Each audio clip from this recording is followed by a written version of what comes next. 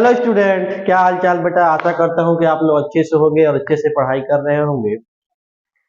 आज हम कुछ बात करने वाले हैं बेटा क्लास 10th का सीबीएसई बोर्ड का साइंस को लेकर। जितने बेटा प्रीवियस ईयर के क्वेश्चन है उसको बेटा हम सॉल्व कराएंगे, क्योंकि आशा करता हूँ कि बेटा जितने भी क्लास 10th के बच्चे हैं उनकी सिलेबस खत्म हो चुकी होगी और मैक्सिमम पढ़ाई कर चुके होंगे। तो प्रीवियस ईयर क्वेश्चंस करने से एक हमको फायदा ये होता है कि हमको एक आइडिया मिलता है, हमको एक कॉन्फिडेंस बूस्ट होता है क्वेश्चन को सॉल्व करने के बाद। ठीक है ना बेटा। तो इसलिए बेटा इस सीरीज को हम चला रहे हैं कि जितने भी प्रीवियस ईयर के क्वेश्चन दिए हुए हैं फिजिक्स का, उसको बेटा हम सॉल्व करा दें। ठीक ना, जिससे आपको एक लगे कि हाँ हमारी तैयारी कहाँ तक हुई है और कितना परफेक्ट तैयारी मेरी हुई है। ठीक ना बेटा। तो जैसे हम इसमें स्टार्ट करेंगे, पहला स्टार्ट करेंगे बेटा लाइट को लेकर। किसको स्टार्ट करेंगे? लाइट। ठीक ना। अब इस लाइट में कई टॉपिक है। हम ऐसा कर रहे हैं कि हर एक टॉपिक में जितने भी क्वेश्चंस आए हैं 5 साल पुराना, मतलब 19, 20, 21, 22, 23 जितने पुराने क्वेश्चन है बेटा रिफ्रैक्टिव इंडेक्स पे, उनके सभी क्वेश्चन को बेटा हम क्या करते हैं? सॉल्व करा दे। ठीक ना। जैसे हमने लाइट में 10 टॉपिक को चूज किया है कि लाइट में जो 10 टॉपिक है वो इंपॉर्टेंट है, जिससे एक ना एक क्वेश्चन तो आ ही जाता है। हमने क्या किया है बेटा कि पहले रिफ्रैक्टिव इंडेक्स को उठाया और उस रिफ्रैक्टिव इंडेक्स पे जितने भी न्यूमेरिकल आए हैं, प्रीवियस ईयर में न्यूमेरिकल्स आए हैं, उसको बेटा हम सॉल्व कराते हैं। ठीक है ना।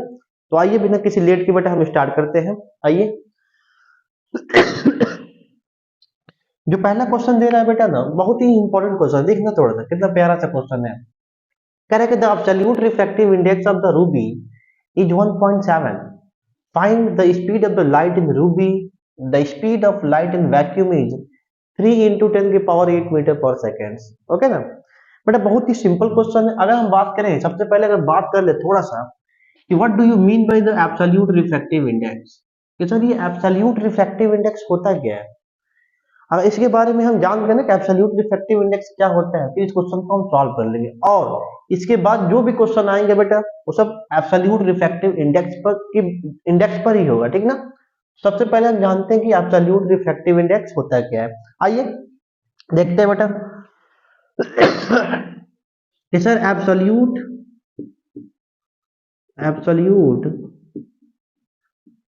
Refractive index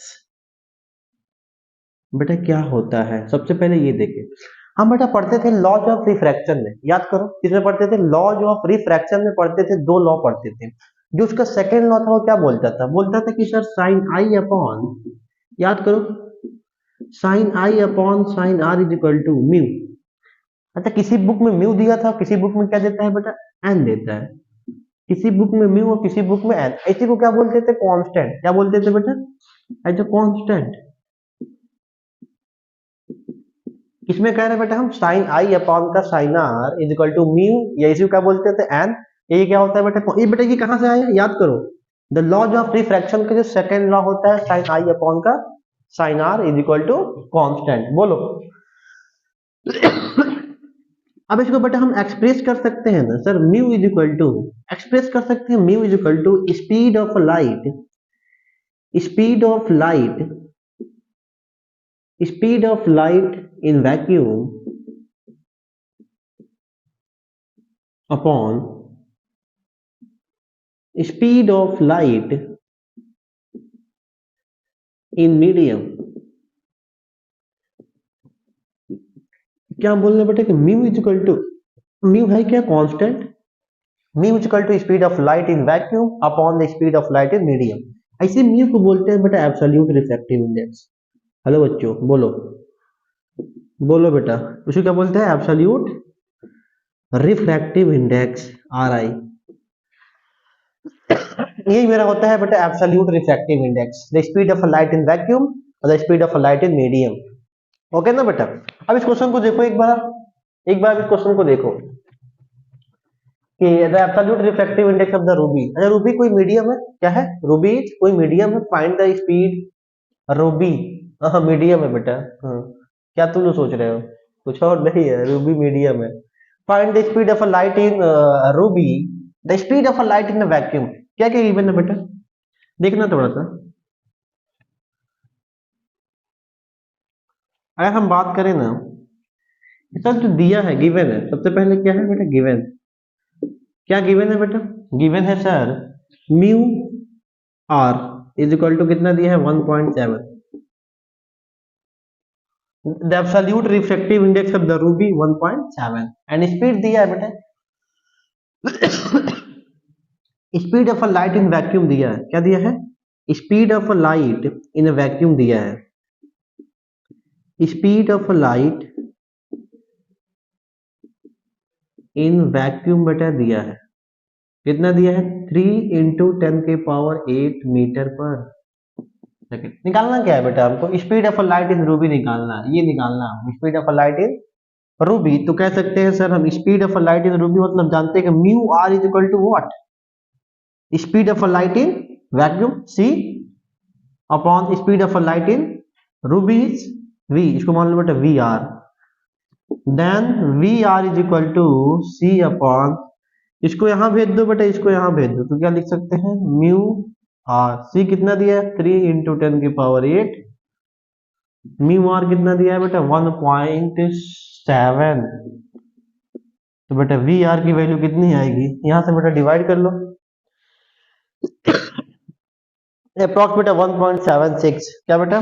1.76 into 10⁸ metre per second, ये बेटा वी आर हमारा आ गया velocity of speed of a light in ruby equal to 1.76 into 10⁸ metre per second. Okay बेटा, समझ में आया कि नहीं? बताओ पहले, समझ में आया कि नहीं? बोलो जल्दी, बोलो बोलो बोलो मुन्ना चुन्ना, जल्दी बोलो, समझ में आया कि नहीं? बोलो बेटा, बोलो बोलो, ठीक ना?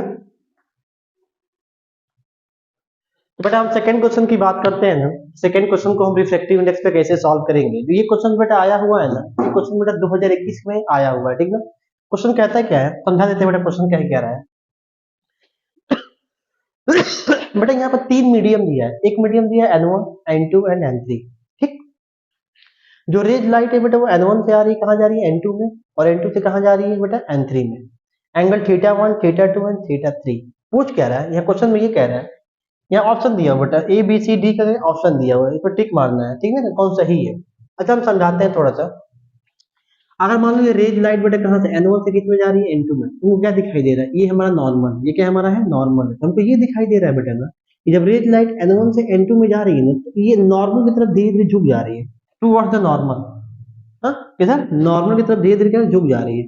फिर जब N2 से N3 में जा रही है तो क्या हो रहा है बेटा? यहाँ पे देखो नॉर्मल ड्रॉ की है, ये क्या है? ये हमारा नॉर्मल है, क्या हो रहा है? नॉर्मल की तरफ थोड़ा सा झुक जा रहा है, टुवर्ड्स द नॉर्मल। अच्छा जी, हम कहते हैं N1 N2 के बराबर है, इसका मतलब क्या? यहाँ देखते हैं कुछ केस। पहला देखना बेटा, बहुत ही इंपॉर्टेंट चीज है। अगर बेटा इसको मान ले रेयरर, इसको मान ले बेटा हम डेंसर, ठीक?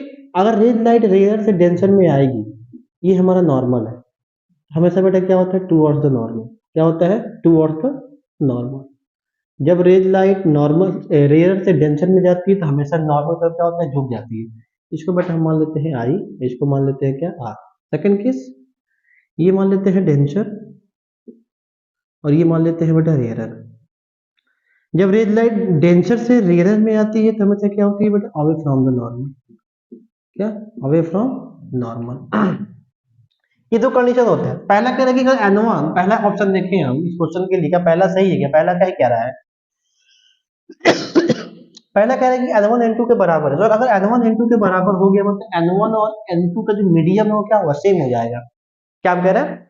अगर N1 N2 के बराबर है तो जो N1 है वो N2 का मीडियम दोनों क्या होगा? सेम हो गया। जब दोनों का मीडियम बेटा सेम हो जाएगा ना, तो जब रेड लाइट आएगी जिसमें एक N1 से आएगी N2 में जाएगी, N1 से आएगी N2 में, तो फिर बेटा ये बेंड नहीं होगी। अगर इस ऑप्शन को देखें तो नहीं समझ में क्या कह रहे हैं? अगर N1 N2 के बराबर है तो इसका मतलब क्या हुआ कि रेड लाइट N1 से N2 में जाएगी तो बेंड नहीं होगी, सीधे निकल जाएगी। इसका मतलब यही कह रहा है, बोलो। तो इसका मतलब ये तो ऑप्शन होगा नहीं, क्योंकि सर यहाँ N1 है या N2 में जैसे रेड लाइट आ रही है तो क्या हो रहा है? धीरे धीरे बेटा नॉर्मल तक झुक जा रही है। पहला ऑप्शन तो होगा नहीं सर। चलो सेकंड की बात कर ले। जो N1 है सर वो N2 से बड़ा है, मतलब कि N1 N2 से बड़ा है, इसका मतलब जो N1 है वो रेयरर है, सॉरी N1 क्या है? डेंसर है, और N2 क्या है बेटा? रेयरर है। अब देखिए डेंसर से रेयरर में रेड लाइट जाएगी, डेंसर ये है और बेटा रेयरर ये है, अवे फ्रॉम द नॉर्मल। बेटा यहाँ पे क्या हो रहा है, टूवर्ड द नॉर्मल, इसका मतलब बेटा ये भी होने वाला नहीं है। तीसरे की बात कर लेते हैं, N2 is greater than N3, मतलब N2 is greater than N3 means N2 बड़ा है N3 से। N2 जब N3 से बड़ा होगा ना तो उस कंडीशन में कहेंगे N2 क्या है, डेंसर, और N3 क्या है बेटा, रेयरर। क्या बोलेंगे, N2 is greater than N3, इधर देख, N2 is greater than N3, इसका मतलब क्या कि N2 डेंसर और बेटा N1 क्या, रेयरर। जब फिर डेंसर से रेयरर में जाते हैं तो बेटा ये कंडीशन देख लो, क्या कह रहा है कि जब डेंसर से रेयरर में आती है तो बेटा अवे फ्रॉम द नॉर्मल हो जाती है। इसका मतलब ये भी ऑप्शन, बेटा एक ऑप्शन आता है N3 is greater than N1, मतलब जो N3 है ना बेटा वो बड़ा है किससे, N1 से। इसका मतलब N3 अब क्या हो गया, डेंसर, और N1 क्या हो गया, रेयरर। और जब बेटा रेयरर से कहाँ आते हैं, डेंसर में, तो नॉर्मल की तरफ झुक जाते हैं। देखो जब N1 से रेज लाइट आई कहाँ गई, N3 में, तो क्या हुआ, धीरे से नॉर्मल की तरफ धीरे धीरे झुक गई ना। तो बेटा हम कह सकते हैं कि ऑप्शन नंबर 4 इज करेक्ट। बोलो बोलो बेटा, आया समझ में पूरे बात क्या हम कहे हैं कि N3 is greater than N1। इसका मतलब ये हुआ कि N3 डेंसर है और N1 क्या है, रेयरर है। अब डेंसर से रेयरर में रेज लाइट जाती है तो इसका मतलब क्या होता, sorry, N3 is denser, N1 is rarer. देखो यहाँ पर रेयरर है ना, रेयरर से कहाँ पे आ रहा है, डेंसर में, तो रेयरर से डेंसर में आएंगे तो क्या होगा, नॉर्मल की तरफ धीरे से झुक जाएगी। इसका मतलब ऑप्शन नंबर 4 इज करेक्ट। बोलो।